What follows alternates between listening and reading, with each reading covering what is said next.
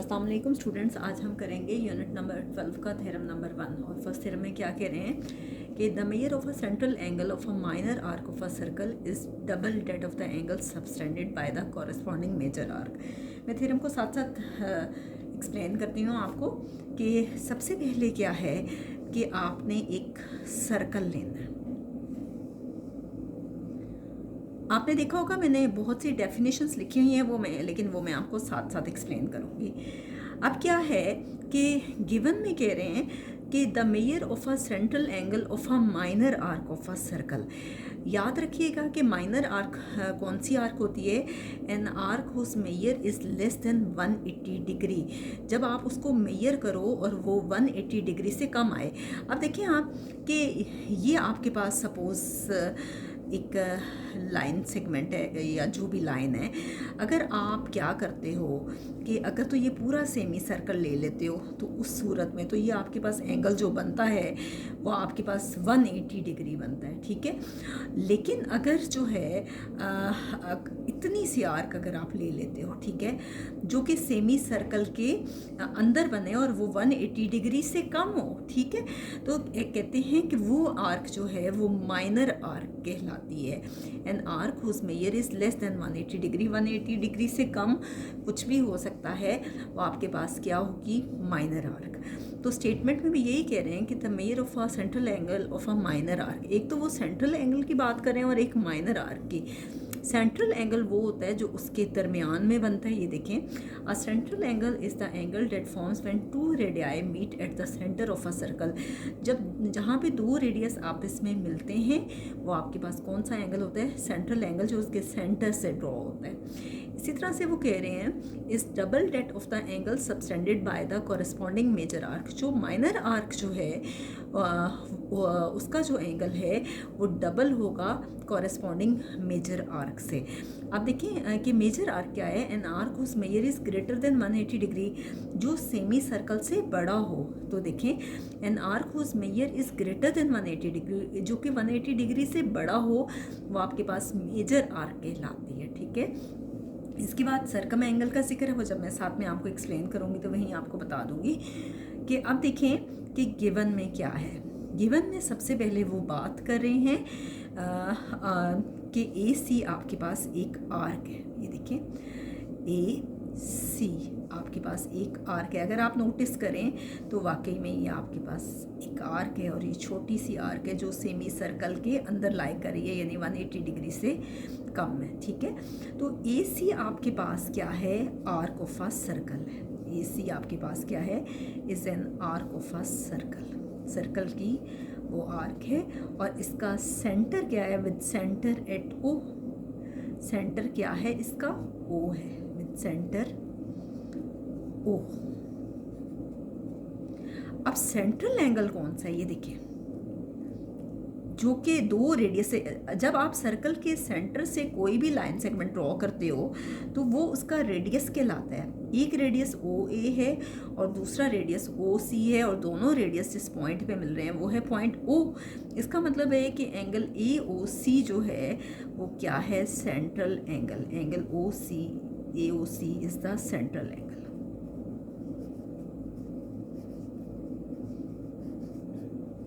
Next है आगे कि कहते हैं कि ए बी सी, यहाँ पे एक पॉइंट है बी, ए बी और सी, ये क्या है?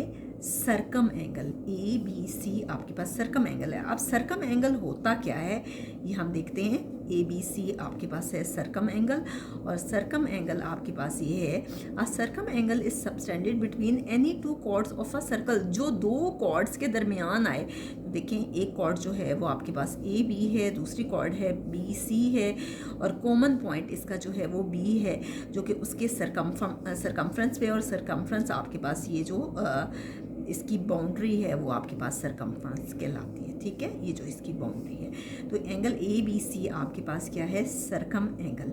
टू प्रूव आपको साबित क्या करना है? साबित आपको ये करना है कि आपके पास जो माइनर आर्क है, यानी जो सेंट्रल एंगल है, सेंट्रल एंगल जो है जो कि माइनर आर्क पे बना हुआ है, यानी मेजर एंगल ए ओ सी, वो किसके डबल है? जो कॉरेस्पॉन्डिंग मेजर आर्क है, तो देखें, और ये 2 मैंने इसलिए लगाया, ये ट्वाइस के लिए और डबल के लिए होता है। और जो आपके पास मेजर आर्क है वो ABC है, जिसे आप सरकम एंगल भी कह सकते हो, और जो कि आपके पास जो है सेमी सर्कल से बड़ा है, इसलिए ये आपके पास मेजर आर्क है। ठीक है, नेक्स्ट है कि थ्योरम को प्रूफ करने के लिए हम कुछ एडिशन करते हैं, और उस एडिशन को कहते हैं कंस्ट्रक्शन। कंस्ट्रक्शन में क्या कर रहे हैं कि जॉइन कर रहे हैं बी को ओ से, और उसको बढ़ा रहे हैं, produce it to the end to meet the circle at point D. B को ओ से ज्वाइन कर रहे हैं और उसको प्रोड्यूस कर रहे हैं, उसको आगे बढ़ा रहे हैं, और कहाँ तक बढ़ा रहे हैं, पॉइंट डी तक। तो आप देखिए एंगल्स को कुछ नाम दिए गए हैं, क्या क्या, इसे कहा गया है एंगल 1, इसे कहा गया है एंगल 2, ये है एंगल 3, ये है एंगल 4, ये एंगल 5 है, और ये एंगल 6 है।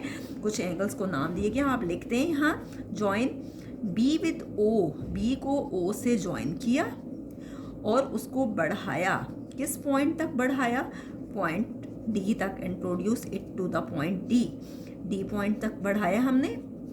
और क्या किया हमने, राइट एंगल्स, एंगल्स को कुछ नाम दिए गए हैं, और क्या क्या नाम दिए हैं, angle 1, angle 2, angle 3, angle 4, angle 5 and angle 6 as shown in figure.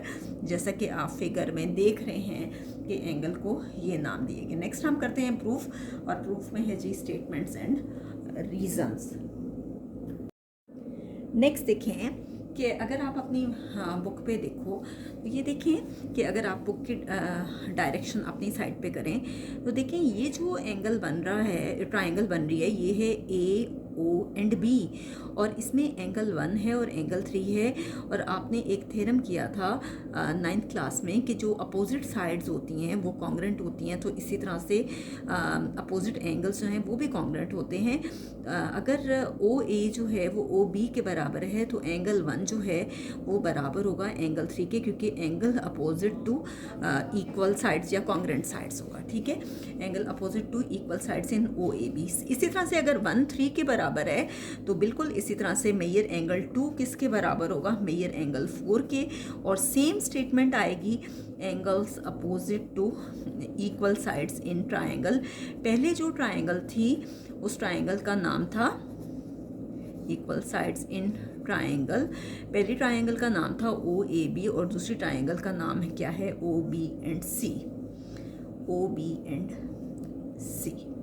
आप देखिए कि अगर आप देखो कि मेजर एंगल 5, आप लोगों ने एक थ्योरम किया था 9th क्लास में, और ट्रायंगल के अंदर जो भी एंगल बनता था उसको इंटीरियर एंगल बोलते थे, और उसके बाहर जो एंगल बनता था उसको एक्सटीरियर बोलते थे। ठीक है, तो आप देखिए जो एक्सटीरियर एंगल है, वो जो एक्सटर्नल एंगल है, वो आपके पास एंगल 5 है। और क्या थ्योरम की स्टेटमेंट थी कि एक्सटीरियर एंगल जो है वो इक्वल होता है सम ऑफ अपोजिट इंटीरियर एंगल्स के। तो अब 5 जो है वो बाहर बना है, ये एक्सटीरियर एंगल है, अंदर ये दोनों एंगल्स बने हैं 1 और 3, और इन दोनों का हम सम लेंगे, यानी कि एक्सटीरियर एंगल जो है वो इक्वल होगा sum of opposite interior angles के। मेजर एंगल 5 जो कि बाहर बना है वो इक्वल होगा major angle 1 plus major angle 3। और यहाँ पे उस थ्योरम की स्टेटमेंट ही लिखी है उन्होंने कि क्या है कि external angle is the sum of internal opposite angles। और ये सेम वही थ्योरम है जो कि आप पहले कर चुके, और उसी की स्टेटमेंट जो है वो यूज़ की गई है। अब देखिए आगे क्या किया गया है कि अब सिमिलरली जैसे हमने ये किया है, सिमिलरली अगर मेजर एंगल 5 जो है वो अपने अपोजिट इंटीरियर एंगल्स के इक्वल होगा, तो मेजर एंगल 6 भी तो अपने अपोजिट इंटीरियर एंगल्स के इक्वल होगा। तो हम कह सकते हैं ना कि major angle 6 is equal to, वो किसके बराबर होगा, 2 + 4 के, major angle 2 plus major angle 4, क्योंकि 6 जो है वो एक्सटर्नल एंगल है, 2 और 4 इंटरनल एंगल्स हैं। एक्सटीरियर एंगल इक्वल होता है सम ऑफ अपोजिट इंटीरियर एंगल्स के। ठीक है, तो सेम स्टेटमेंट है यहाँ पे, आप बल्कि इनको नाम दे दें, ये है 1, ये आपके पास आ गया 2, और ये आपके पास है 3, और अभी जो हमने किया ये आपके पास है 4। ठीक है, नेक्स्ट देखें, और इसमें भी सेम स्टेटमेंट है, यही वाली आप यही स्टेटमेंट इसमें लिख सकते हैं कि external angle is equal to sum of opposite sum of internal opposite angles. आप देखें कि नेक्स्ट हम लिखते हैं 3 वाले को। अब जो 3 है मेजर एंगल 5 है। आप देखिए इसमें हम 1 को यूज़ करते हैं 3 वाले में। 1 किसके इक्वल है? 3 के। तो हम 1 की जगह 3 भी तो लिख सकते हैं कि मेजर एंगल 1 इक्वल है मेजर एंगल 3 के। तो हम लिख सकते हैं कि मेजर एंगल 1 की जगह major angle 3 plus major angle 3। और हमने क्या किया? यूज़ किया 1 को इक्वेशन 3 में यूजिंग 1 एंड 3, 3 और 1 और 3 को हमने यूज़ किया। ठीक है, आप देखिए मेजर एंगल 5 मेजर एंगल 3 जो है प्लस मेजर एंगल 3, ये आपके पास आ गया 2 मेजर एंगल 3। ठीक है, ये बुक पे ये लाइन नहीं है, बेहतर है कि आप लिख लें। ठीक है, नेक्स्ट है आपके पास नाउ मेजर एंगल 6। अब हम ये वाला करते हैं कि इसमें भी हम क्या करेंगे? यूजिंग 2 एंड 4 को यूज़ करेंगे।